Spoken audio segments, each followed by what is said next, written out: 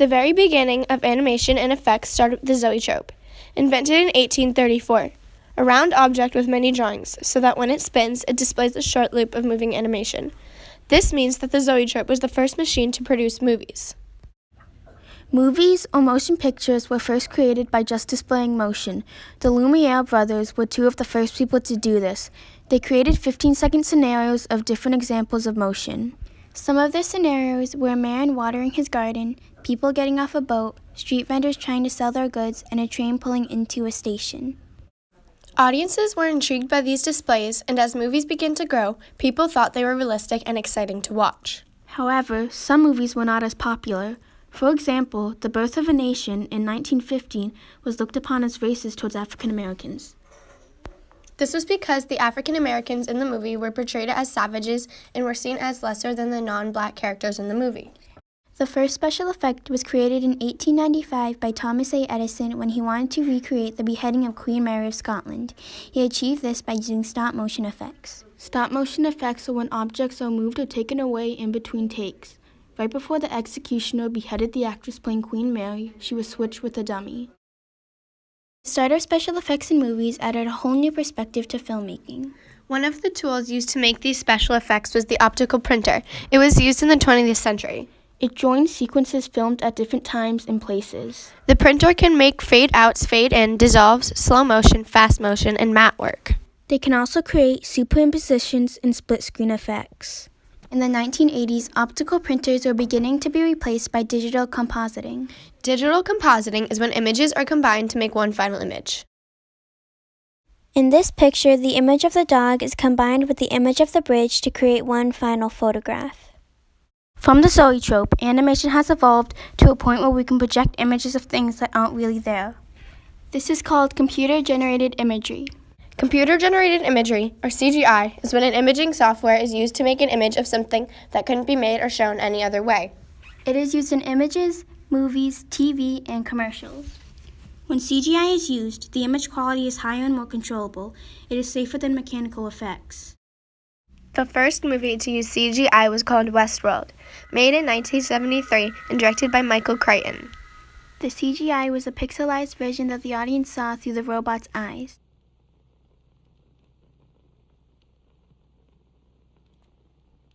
CGI was and is still used today in major motion pictures. In this scene, from Harry Potter and the Chamber of Secrets, directed by Christopher Columbus, Dobby the house elf is completely made of CGI.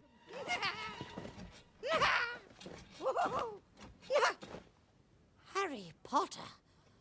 Such an honor it is. Some people aren't the biggest fans of CGI, though. In 2015, directors in Hollywood became self-conscious of using CGI in a lot of their movies. They wanted authenticity from real action filming, so they started to use mechanical effects again. For example, in Jurassic World, the director had an animatronic dinosaur made from foam rubber. One of the first examples of animatronics was in Rescued by an Eagle's Nest, when director J. Searle Darley decided to make a mechanical eagle for his movie in 1908.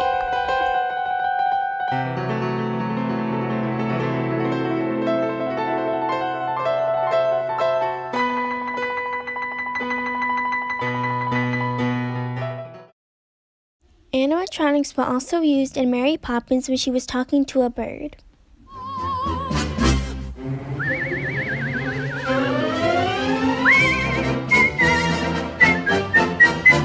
For a spoonful of sugar helps the medicine go down. The medicine. Another type of non-digital effect is using miniatures to create an unreal location or object.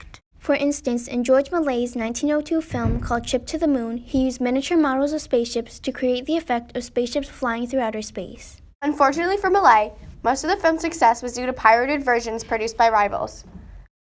The world of Metropolis was created by Fritz Lang in 1927 by also using a method like Méliès. Lang made models of buildings to create the city.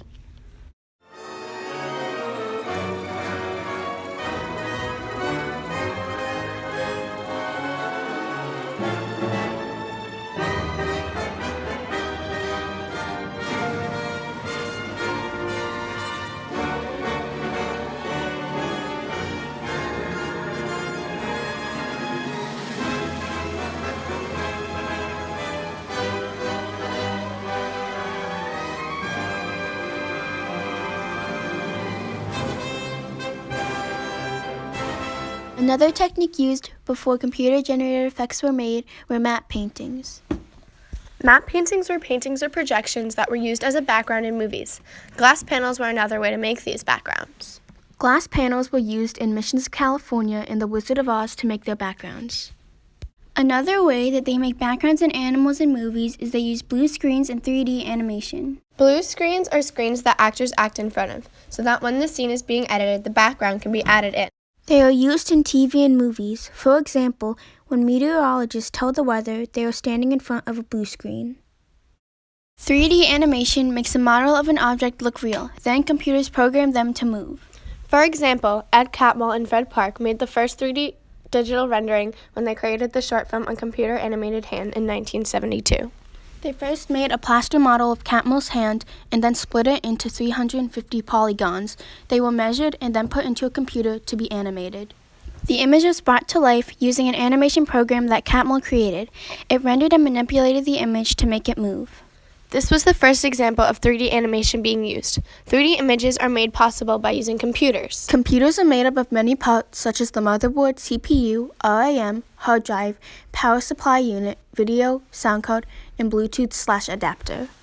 The 1990s were an important time for the advancement of computers. Many new technologies developed, which led to the technologies we have today.